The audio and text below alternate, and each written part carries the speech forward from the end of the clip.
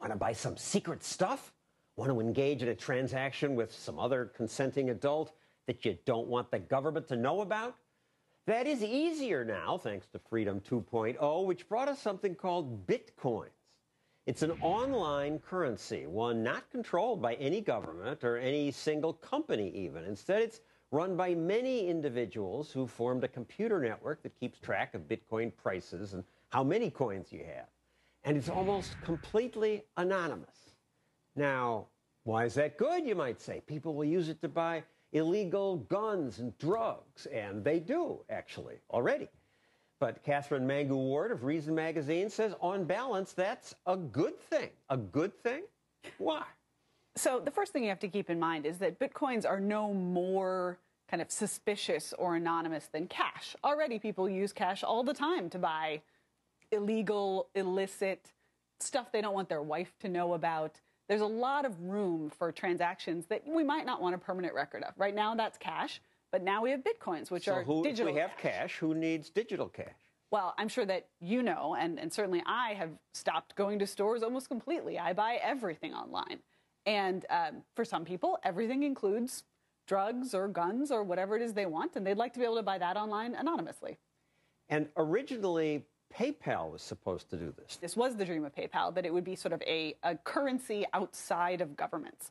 The weak point of PayPal is that there was a central place that could be shut down. You could go to the PayPal servers and say, we're going to clamp down on this. Bitcoin is different. It's stored on lots of different computers. It's a diffuse peer-to-peer technology. So there's no one place you can go and say, now the government knows what you're doing with Bitcoins, whereas you could with PayPal. And when it came to terrorism, money laundering, drugs, it turned out to be easy to shut that down. But not Bitcoin, which makes it sound like it'll make it easier for terrorists. You know, that is a possible very small side effect, but I think the much more important factor here is that what Bitcoin can do in theory is protect people from their own governments. Right now, the Federal Reserve can make money less valuable, the money that you have, that you earned, just by devaluing the currency. In theory, what Bitcoin does is take that power away from the governments and give it to individuals. You can put your money wherever you want. That technically is illegal, too, because you're not allowed to have, for stupid reasons, alternative currencies in America. It seems like a basic part of freedom, and Bitcoin allows that. But here's the part that creeps people out. There's this Silk Road website where people spend their Bitcoins, and they sell all kinds of nasty stuff. Heroin, cocaine. So Silk Road is just like any other online retailer. They have user reviews, so you can know who's ripping you off with bad weed and who's selling you good weed. The fact is that anything that kind of normalizes even black markets, I think, is ultimately a force for good. It means that people don't get dangerous products as often. They don't get ripped off. There is still a vulnerability, which is that if you buy a bunch of weed, they got to send it somewhere, right? It has to go to your house. You have to have an address. Right. But the fact is that most of the transactions that are happening on Silk Road have incredibly high user ratings. People like this. They want it. They want to buy these things. And just because they don't want a paper trail, or a digital paper trail in this case, it isn't a sign they're doing something wrong. There's lots of reasons to want privacy. And Silk Road was named after the Silk Route that we used to trade silk from China.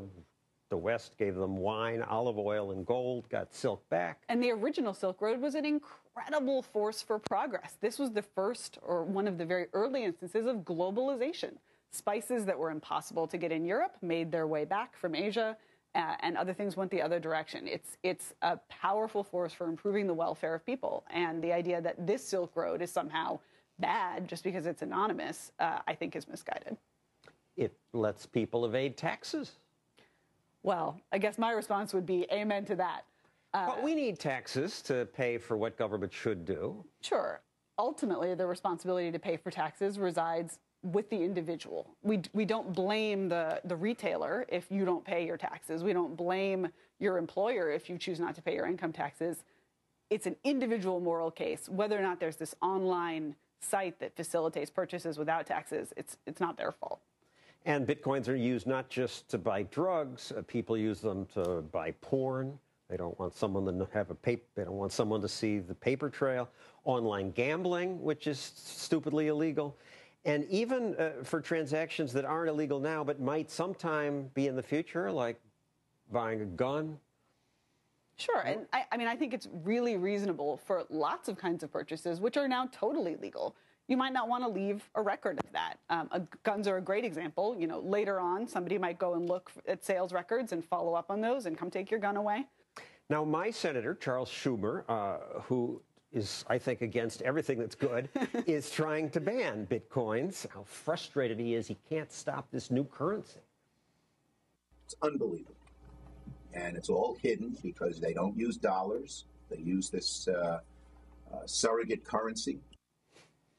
He also wants to ban guns, caffeine sprays, high-frequency trading, and they can't ban it, though, because they can't get their hands on it, really. Sites that allow you to do these kinds of transactions anonymously, they increase the power of the individual. They decrease the power of governments. They take some of the control away from people like Chuck Schumer and give it to you and me. Of course, Chuck Schumer hates that.